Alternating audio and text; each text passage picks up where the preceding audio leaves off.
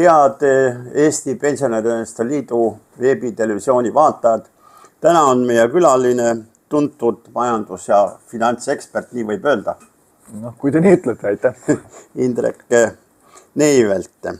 Aitäh, et leidsid aega tulla ja vahetada meie mõtteid. Meie valitsus kurdab ja hoiatab, et rahandusega on lood kehvad.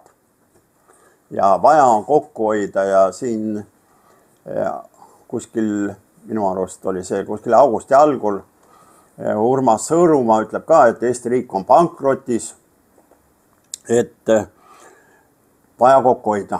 No aga kuhu kokku hoid 2008-2009 aastal meid viis ju selleni, eks ole, et kuskil üle 50 000 töövõimelise inimese lahkusid Eestist. Ja tolleaegne arhitekt härra Jürgen Ligi on ju ka otsustajate hulgas ikka veel edasi. Nii et kui rääkida nüüd kohe pensionäridest, siis hiljuti saime teada, et Eurostati andmetel 59,8% Eesti pensionäridest, 59,8% Eesti pensionäridest elasid 2022. aastal vaesusriskis. Nii et mis teie arvate, et mis meid siis nüüd nagu ootab ja mille peale pensionärid saavad siis üldse loota või kui loota? No loota saab iga asja peale, eks ole, kõigepealt saab ikkagi iseenda peale ja oma laste peale loota, aga kui nüüd pensionisüsteemist rääkida, siis tervikuna ikkagi pensionisüsteem selline, nagu see praegult on üles ehitatud, ei ole jätkusuutlik. Et need tänased pensionärid võivad isegi niimoodi võiks mõelda, et tõenäoliselt 30-40 aasta pärast ei saa enam niigi palju pensioni. Ma ei mõtle nagu nominaalselt seda, mis kontole tuleb, aga mida sa sellest osta saad. Sellepärast, et ikkagi lapsi on nii vähe tänapäeval ja neid, kes tööd teevad, neid jääb aina vähemaks, nii et selles mõttes elu läheb pensionäridele kahjuks mitte paremaks. No. See midagi nagu rõõmustavat alustuseks ei ole, eks ole. See ei ole jah, mingi rõõmustab midagi kuulda, et aga jah. Kõik see on ju väga kurb kuulda. Sellepärast, et pensionäride jaoks ei ole see mingisugust ilusat perspektiivi, nagu sa alguses kohe ütlesid. Nojah, ega siis ju tegelikult... Aga mis siis ikkagi saab? Mis nendest pensionäridest ikkagi saab, eks ole? No pensionärid, mis saab... Praegu on ju niimoodi, eks ole... Minul on selline ettepanek, kui pensionist rääkida, pensionäridest, kuidas pensionäride elu paremaks teha. Esiteks on see, et tuleks üleüldse, et nüüd kui tehti see teine sammas, tehti vabatahtlikuks, et tegelikult peaks selle üldse ära lõpetama. Mina olen ka täitsa selle pool. See oli nagu viga, et see tehti.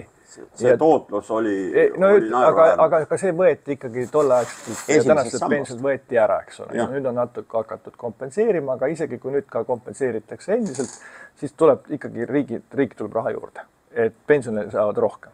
See on esimene asi. Ja mis on suhteliselt lihtne ära teha, et midagi juhtuks tegelikult selle majandusega. Teiseks on see, et mida mina olen mõelnud vähemalt, on, et pensionäridel peaks olema maksusoodustused, kui nad tööl käivad. See on võib-olla õige koht rääkimiseks, aga minul on selline mõte, et meil tihtilugu mõtleme seda, et ma saan pensionit sellepärast, et ma olen kunagi riigi jaoks töötanud või riigis töötanud ja ma olen makse maksnud ja kõike muud, et ma pensionit saama. Siis see on tegelikult see loogika ei tööta, sest et need tänased inimesed, kes tööl käivad, need maksavad pensioneid oma vanematele. Ja muidugi, nii see on. Just nimelt, see on ikkagi põlvest põlve läheb see ja siis otsustatakse, pannakse nagu see ühisest katlast läheb see raha.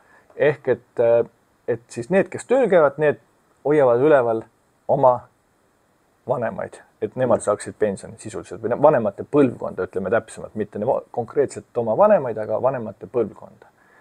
Ja nüüd, kui nüüd mõtleme selle peale, et inimene näiteks on 60-70 aastane, ega ta ju tegelikult enamasti vanemad enam, või on üksikud juhtumid, kui vanemad on veel elus. Aga kui näiteks 65. eluaastast oletame, hakkab sotsiaalmaks langema iga aasta. Et näiteks, et ma olen 65 aastane, siis mina enam ei peaks, ma ei ole 65 aastane, ma olen 56 aastane, aga näiteks 60-selt või 65 aastaselt enam ei pea, kui inimene käib tööl, selle firma hakkab järk-järgult lähenema see sotsiaalmaks, mis makstakse tema pealt. Ja no see kindlasti parandab eakate töövõimet. Ta parandaks töövõimet, ta tõstaks konkurentsivõimet turul. No töövõimet kindlasti parandab. Just, et tööandjale on siis pensionäri palkamine odavam. No muide, kui ma õieti mäletan, siis minu arust Jaapanis ongi niiviisi, et nendel ongi niimoodi, et nad ei, selleks, et nende palk säiliks, nad ei peagi täis tööaega töötama. Jah, et no näiteks see, et ma oletame, et keegi on seal 65 aastane, otsustan, et ma töötan edasi, siis järgmine aasta mul see sotsiaalmaksu osa, mitte see haigekassa osa, aga see pensioni osa ei ole mitte 20%, ja näiteks on aasta pärast on 18, siis järgmise aasta on 16, iga aastaga kukub näiteks 2% ära. Olge 75-selt käin tööl, siis ei olegi enam mingit maksu, näiteks selle sotsiaalmaksu ei ole vaja maksta. Noh, jällegi see süsteem muutuks oluliselt konkurentsivõimelisemaks. Need inimesed, kes on siis üle 65 või ütleme pensionieas. Ja see parandaks tööhõivet, eks ole, meil ja inimestel endil ka, eks ole, kui ma ikkagi käin tööl ja ma jõuan tööl käia ja ma tahan tööd teha, siis mul tegelikult elu on ikkagi nagu huvitavam. Ma võib-olla ei tee nii pikki päevi ja edasi, aga on tegevus. Kõige hullem on see, kui inimesel ei ole tegevust. Eks? Aga no... Et näiteks sellised asjad, mis võiksid tegelikult kõike nagu pensionisüsteemi parandada. No aga räägime natuke siis meditsiinist ka. Viimasel ajal on meedias väga palju olnud juttu meditsiinist. Ja teatavasti meie oleme ühed nendest, kes suhteliselt vähe oma SKP-ga võrreldes meditsiini panustavad. Meil on kuskil, ma ei tea, kas nüüd on natuke rohkem, vahepeal oli siin kuskil 6 millegagi protsenti, aga seal hulgas on veel patsiendi oma osalus. Nii et tegelikult riigi poolt meditsiini panustatakse veel vähem. Et ma ei saa aru, et miks teised saavad rohkem. Ja... No teistel on kogu see maksukoormus on kõrgem lihtsalt. Et teises Euroopa riikides meil on üks madalama... Nii lihtne see on. Jah, maksukoormus on suur. Aga no meil ei saa ju keegi rääkida maksukoormusest, eks ole, nüüd kaotatakse see väikene diferentseeriminegi veel ära. Et noh, selles mõttes seal ongi see, et ikkagi varakamad maksavad rohkem ja need suured ettevõtted maksavad rohkem ja kõik, eks ole, sealt tuleb see üks erinevus ja tervikuna need maksukoormus on suurem. No jah, aga mis siis meie meditsiinisüsteemist saab? No meie meditsiinisüsteemis see on nüüd omaette teema jällegi, aga et kui me mõtleme, et siin peab ikkagi oma vastutus inimesel, no praegu ütleme siis pensionieas olevatele inimestele, seda on võib-olla vale rääkida, eks ole, aga noorematele peaks seda rääkima, et inimese tervis on ikkagi tema enda kätes. Et kui me jällegi suurt pilti vaatame, ärgu keegi isiklikult võtka, vaatame suurt pilti. Kui meil on Rootsiga võrreldes meeste tervelt elatud aastad on peaaegu 20 aastat vähem Eesti meestel. 54 või mis see on. Nii. Et kui meil on ravimid on sama kallid, arstipalgad ei ole praegu sama kallid, kuna ikkagi siin on palkad on väiksemad, eks ole, kui on Skandinaavias, siis kui me ei ole suutelised konkureerima näiteks rootslastega jällegi, kui nende jäälised, nad ei ole haiged, need ei ole vaja nagu arsti juures käia nii palju. Et ikka inimese enda vastutus peab kasvama igal pool. Seda sotsialismi meil on liiga palju. No jah, aga... veel kord, pensionäridel täna seda ei ole mõtet rääkida. Aga suures plaanist jällegi. Ma mõtlen lihtsalt, et Rootsi pensionäridel on viimased 200 aastat olnud ka hoopis teised tingimused. Ma ütlengi, et neil ongi teine tingimus, aga veel kord, et... Aga meil minu teada meeste ja naiste tervelt elatud aastate arv on suhteliselt võrdne. Jah, vist jah, natuke naised on kõrgemad. Väga. Aga veel kord, et seal on see probleem, et inimeste see käitumise ennast, et kuidas inimesel oleks parem tervis, kuidas ta liiguks parem rohkem ja sööks tõenäoliselt vähem, eks ole veel. Või siis teist toitu võib-olla. Aga noores peas tuleb sellega tegeleda. Pensionieas on sellega juba hilja tegeleda, kuigi saab ka midagi teha. No siis me oleme ka õigel teel, nimelt Eesti Pensionäride Liit kavatseb lähiajal teha kampaania just tervisliku toitumise ja liikumise ühendamise seisukohalt ja siin härrad Silmerid on lubanud ka meid selles valgustuslikus tegevuses toetada. No väga tore selles mõttes, et võt, meil on suurepärane võimalus, on seal terviserajad on ju. Jah, aga siin on ka väike asi, väike raskus on seal. Vaat need terviserajad ei ole mõeldud eakatele inimestele, need ei ole mõeldud pensionäridele. Need on ikka mõeldud suhteliselt niimoodi ja kõik see instrumentaarium, mis seal on mõeldud ikka ka tervetele, tugevatele aga inimestele. Siis rääkige terviseradade inimestega, nad hea meelega kuulavad teid ja nad investeerivad kindlasti. Võtke kohe nendega ühendust, nad on väga sõbralikud ja väga koostöövalmid. No vot, sellepärast me võtsimegi ühendust Kaarel Silmeriga, kes on tuntud rekreatsiooni ja taastusspetsialist, et tema siis ka meid konsulteeriks selles osas, et kuidas need terviseradade instrumentaariumid võiks natukene kohandada pisut, osaliselt ka kas või arvestades siis vanemate inimeste vajadusi ja füüsist ja funktsionaalsust. Ja ikka, jah, muidugi. Seda nad saavad teha seal kindlasti parandada. Ja noh, nagu ütleb Erki Nool, et siis piisab 2 ruutmeetrist põranda pinnast, et enamus harjutus ära teha.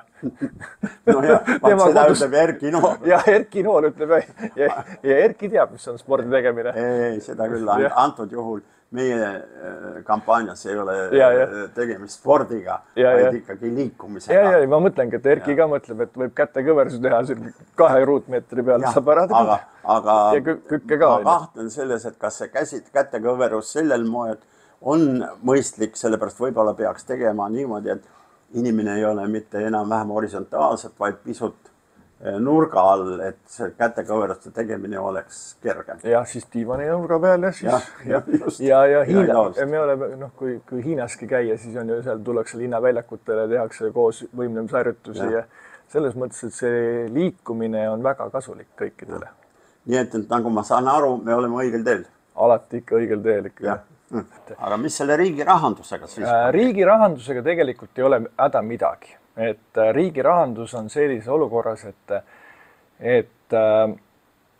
meil on olnud suur inflatsioon ja see on probleem. Aga riigi rahandusel ei ole tegelikult häda midagi. Alles tuli välja statistikaga selle esimese aasta poolaasta kohta, selle aasta esimene poolaasta, mis ütles väga selgelt, et meil on puudujääk on tegelikult tuleb aasta lõikes umbes 2% SKT-st.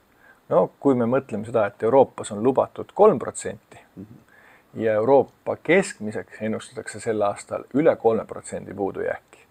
Et me oleme tegelikult ka alla Euroopa keskmise, ka selle 2%-ga me oleme Euroopa keskmikud, kellele kui palju siis eelarve puudujääk on. Aga kui me räägime siin sellest, et kui palju meil riigil võlga on, siis me oleme selgelt ikkagi täiesti tipus. Kui me need 2 asja koos vaatame, et meil tegelikult rahandusel ei ole häda mitte midagi. Meie probleem on inflatsioon minu arvates. Kui me lühiajaliselt majandusprobleemidest räägime, siis meie probleem on kõige suurem inflatsioon. Meie hinnad on liiga kõrgeks läinud. No aga mis siis nüüd teha? Oleme ju pööranud oma näo rohelise poole, rohepööre. Rahandusministri väljaütlemisest võib välja lugeda, et kui automaks on kehtestatud, et siis on õnn meie õuel ja kõik on roheline. Samas ütleb Läti rahandusminister, et nemad ei kavatse makse tõsta ennem kui inflatsioon stabiliseerub. Et mis lihtinimene peab siis selle peale mõtlema? No jällegi, et mida või tavaline inimene peab mõtlema, seda ma ei oska öelda, eks igaüks mõtleb oma mõtteid, aga veel kord, meil ei oleks tegelikult täna olnud vaja ühtegi maksumuudatust teha. See on see. Öelge palun seda veel korda kõvasti. Meil ei olnud vaja midagi teha, et see oli, meil lihtsalt hakati siin rapsima kevadel, sellega vaadati lihtsalt ühe ennustuse pealt, mis oli tehtud selleks aastaks edasi, Rahandusministeeriumi ennustuse pealt vaadati, et oi, nüüd tuleb defitsiit tuleb 1,7 miljardit aastas, tegelikult tuleb võib-olla 700-800 miljonit ja see on täiesti aktsepteeritav puudujääk. et me tegelikult ei peaks üldse praegu rapsima, peaksime rahulikult selle olukorrast hakkama saama, sellepärast et meie majandus on tervikuna hoopis uues olukorras seoses sellega, et Venemaaga on kaubavahetus ära lõppenud, noh praktiliselt, eks ole, me ei saa sealt ja meil on ikka energiakandjad on meil ka kallimaks läinud võrreldes sellega, kui enne sõda olid. Meil on siin palju siis sõjapõgenikke tuli, keda me peame ka nagu ikkagi nagu ülal pidama siiamaani, eks ole, need koole pidama ja kõike muud. Et selles mõttes me ei oleks pidanud hakkama praegu rapsima oma maksudega, lasta majandusel paar aastat stabiliseeruda selles olukorras, kus ta nagu see sõda viis meid selles mõttes. Et ma ei oleks nagu midagi teinud, võib-olla siis ainult tõesti neid mingeid makse, kus on liiga suured kasumid, oleks sinna läinud, nagu leedukad tegidki. Jah, et toote siin paralleeli Leedu pangamaksuga või? Jah, et see selline, et ei oleks pidanud hakkama rapsima, see on see minu sõnum. No räägiks natuke rohepöördes ka, nüüd on vastu võetud direktiiv, et kvoodikaubandus tuleb rakendada elamute juures ja transpordis. Ähvardatakse kinnisvara tehinguid piirata, kui kinnisvarale ei ole nõutud energiamärgist. Et mis üldse siis saab meie väikelinnades, kus on väga palju esimese vabariigi aegseid puitmaju veel. Elektri universaalteenusest moodustab kvoot umbes 50%, et mis siis meie nii auto kui ka muidu küttematerjalidega, siis mis nende hindadega siis õieti toimub, hakkab? No veel kord, et need energiahinnad ju tegelikult on ka väga palju, sellepärast läksid nad nii kõrgeks eelmine aasta. Üks oli see gaasi hind, mida siis ise tegelikult Euroopa Liit üles ajas. Oma selle sügisel ostsid varusid ja sellega ise enda hinna üles põhimõtteliselt. Ja sellega, et gaasi hind oli kõrge, läks ka elekter kalliks. Elekter läks kalliks, läks inflatsioon kalliks. Et see tegelikult mõnes mõttes see olukord on natuke praegu kunstlikult ka tekitatud. Aga kas siis minu arvates jällegi on üks oluline komponent selle hinnatõusu juures on see kvoodikaubandus. No muidugi. Kvoodi hind ju räägiti siis alguses, mõte oli kuskil 60 eurot, aga nüüd oli 100, eks ole. Et see on, veel kord, minu arvates on kõik see asi, eks ole, ega me keegi ei vaidlusta seda, et me peaksime olema nagu rohelisemad, et me peaksime vähem tarbima ja ei pea nagu selliseid, et mingeid asju kogu aeg ära viskama, mis lihtsalt lagunevad käest ära, eks ole. Ma arvan, et kõik oleme selles mõttes rohelised, eks ole, loodust tahame kaitsta. Aga sellised, kuidas seda praegu tehakse, ma ei tea. Vaatame, järgmine aasta tulevad ju Euroopa Parlamendi valimised. Ja mis siis nagu rahvas, mis mandaadi annab tegelikult sellele Euroopa Parlamendile ja mis siis rahvas sellest üldse arvab. Võib-olla see lõpeb selle parlamendi valimistega ära või pärast seda tuleb uus komisjon ja enam ei räägi, eks ole. Nii nagu praegu keegi ei mäleta, mis asi on Lissaboni strateegia. Eks võib-olla see läheb niimoodi. Ma ei tea, kuidas see tegelikult see Euroopas see roheline asi lõpeb või kuidas ta edasi läheb, aga veel kord seesama CO2, kui see süsteem tehti, siis oleks võinud ju rahulikult fikseerida hinnad ära. Et iga aasta ta tõuseb midagi, aga nüüd sinna lasti spekulandid turule, kes siis ostavad üles, manipuleerivad hinnaga. Lisaks veel sellega, et Saksamaa ju tegelikult pani oma tuumajaamad kinni. Selles mõttes, et CO2 kvoodi nõudlus kasvas kohe sellepärast, kui ta tegi sööjaamad lahti ja tuumajaamad kinni. Kunstlikult me tekitasime tegelikult selle kõrgema hinna ja selle läbi täna ka Saksa majandus saab kõvasti pihta. Et meie vaatame siit nagu oma mätta otsast, eks ole, et meil on probleemid ja ongi probleemid. Aga kui me vaatame seda, et Euroopa majandus, ekspordimajandus on väga palju sõltub ikkagi Saksa ekspordist. Aga Saksa eksport on ju... Langeb. Ja ta ei kasva. Ikka suhteliselt hea ikka. No ta on hea. Ta ei ole iga aasta, eks ole, 6% või 7% nagu vanasti oli. Aga ta praegult on ikkagi selgelt, on teema ikkagi see Saksa ekspordil. Et ta ei ole konkurentsivõimeline. Me võtame näiteks ka sõiduautod. Kuidas elektriautodega Saksa autod ei ole konkurentsivõimelised näiteks Hiina autodega.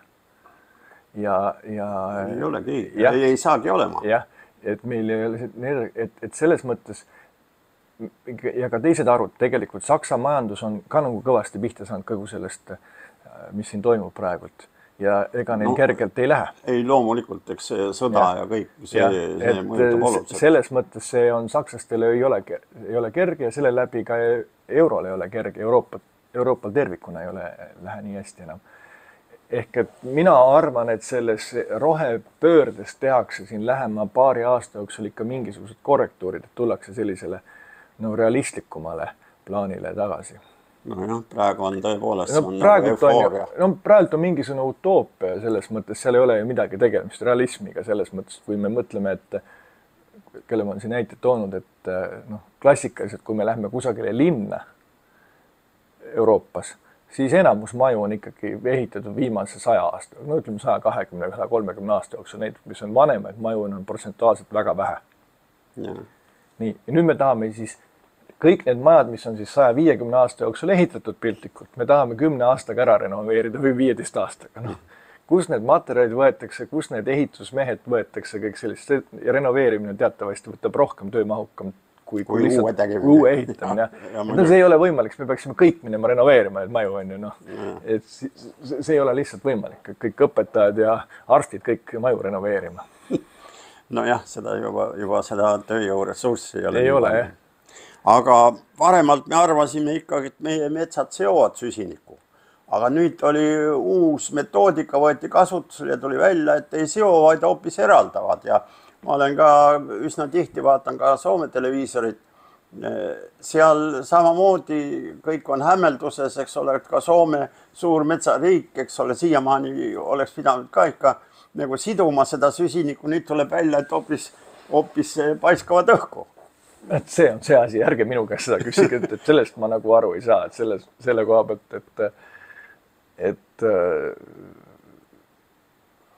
seal ikkagi toimub ikka mingi väga suurel tasemel selline sekkumine mingisugusesse sellisesse normaalsesse tervesse mõistusesse minu arvates, et see on nagu kohe nii hullusti. No kuidas saab öelda, et kui nüüd nagu keegi mõtleb selle peale, et kui palju on Soomes metsa, eks ole, või Eestis, eks ole, ja nüüd ütleb, et see nüüd ka ei ole enam nagu kõlbulik. No nagu ei saa aru, eks ole, niimoodi, et või siis mõtleme, ma ei tea, mõtleme kas või Siberi metsadele, eks ole, kui kõik Siberi metsad maha tuleb raiuda või siis... No jaa, aga muidugi Putin on see savi, mida seda küll, aga isegi nagu Soome, eks ole, kus on suured metsamassiivid ja kõik, eks ole, ja mida me siis nüüd taga ajame seal sellega, ma ei saa aru. Aga veel kord, seal on palju targemad inimesi, kes sellest räägivad. Ja. No aga räägime ka koodikaubandusest põllumajanduses. Äkki on kasulikum kasvatada üldse võsa, see sertifitseerida ja müüa süsiniku kvooti ja mitte kasvatada rukkist ega lehmi. Lehmad on üldse pahad loomad ja lähme kõik kaerajoogi peale üle. Et millest siis hakkavad sõltuma edaspidi ka need põllumajandussaaduste hinnad. Praegune hinnatõus jämedas laastus ikkagi keskmiselt toiduainete osas on ikkagi 30%. Et mis sellest kõigest siis? Ei, võt sellest jällegi see sama, mis puudutab kõike seda põllumajandust ja nüüd, et hakkame siis seda võsa kasvatama ja sealt seda kõike muud tegema. No minul nagu see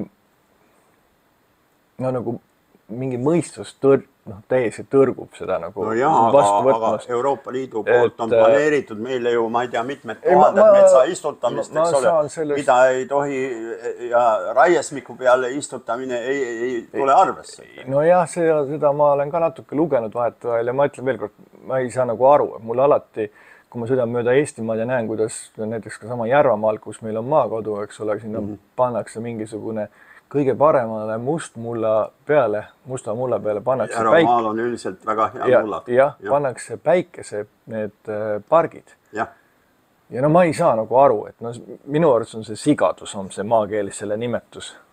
Et mitte nagu, siis me maksame toetust sellele, kes selle päikese patarei või päikese pargi sinna paneb.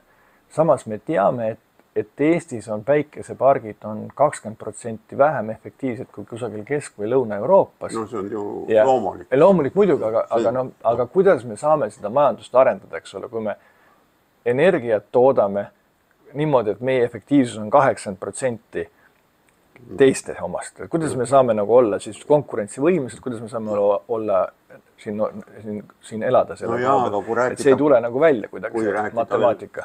Kui rääkida veel konkurentsivõimest, siis tekibki küsimus, eks ole, et kui see süsihappegaasi süsteem ikkagi tahetakse mingisugusel arvestataval määral ellu viia, siis mis meie Euroopa majandusega siis toimub? Kas siis toimub jälle investeerimine kuskile mujale, tootmisvälja viimine või mis see siis tegelikult toimuma hakkab, sellepärast et Euroopa majanduse konkurentsivõime oluliselt nõrgeneb. Absoluutselt on nõrgeneb.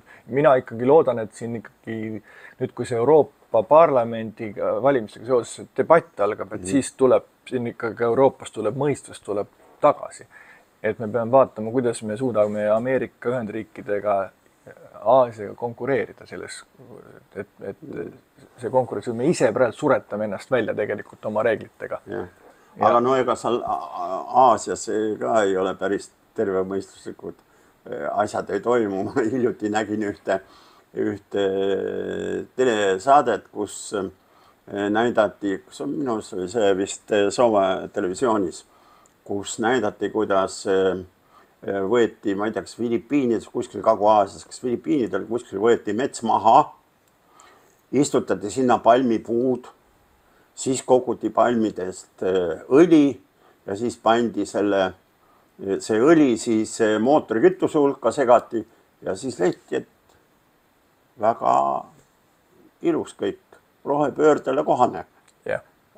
Ainult, et noh, et see mets võeti ikkagi maha, eks ole. Ei no see on sama, mis suured kaatrid seal Vahemeres ka, eks ole, suured laevad sõidavad nüüd ka puha, lähevad rohekütuse peale üle. Ega ta ikka võtab sama palju ja võtab väga palju kütust, eks ole. Et tegelikult ju see on ikka raiskamine on see, et selline laev on. Kui me tahame loodustest hoida, siis sellist laeva ei tohiks olla kellelgi. No ja siis ei tohikski niisugust laeva olla, ega niisugust asja vedada ega midagi. Ja ma ei räägi transportile. Ma ei räägi sellest, ma räägin lõbulaevadest.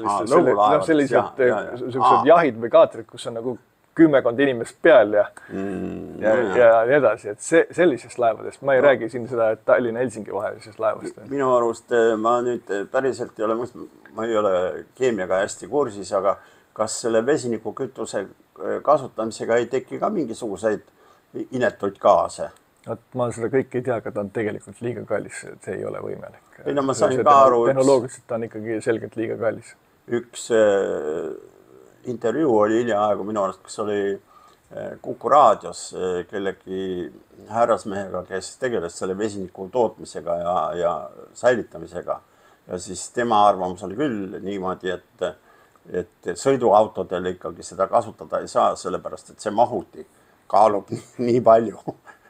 Et kui see on võimalik, siis rongides ja suurtes veoautodes, aga mitte sõiduautodes. Ei, see ei ole. Et see ei ole eriti reaalne. Ei, see ikkagi praegult ikkagi tundub küll, et see vana hea sisepõlemismootor on kõige efektiivsem ikkagi veel. No jah, aga minu arust ega need akud kaaluvad ka ikka päris palju. No autod on ju kõik raskemad. Kõik palju raskemad, kõik kulub rohkem ja üldse ebaefektiivsem. No jah, seda ju ei tohi rääkida, eks ole. Ei no jah, siis see ei ole ilus. See ei ole parketi kõlbulik, kui sellest juttu räägid, eks ole, siis tuleb tagant kiita, et kõik on hästi. No jah, aga nagu ütles meie eelmises intervjuus Jaan Tammsalu, et peab olema usku ja lootust. Ja ma sain nüüd teie jutust aru, et meie lootus on siis järgmise aasta Europarlamendi valimistel. No ma ise loodan küll, et sealt võib hakata midagi ja Saksamaa valimised ka, aga nendel on veel aega. Et kus hakkab midagi nagu muutuma võib-olla, et saadakse aru, et me praegu ise suretame ennast välja. Sellega, rääkimata sellest, et terves Euroopas on, eks ole, lapsi on vähe ja kõik see on ühelt poolt sureme välja ja teiselt poolt veel majandusel anname ka veel nagu hoogu juurde, et seda ka kehvemaks teha. et seal nagu väga rõõmustavat minu arust praegu küll midagi ei ole, jah.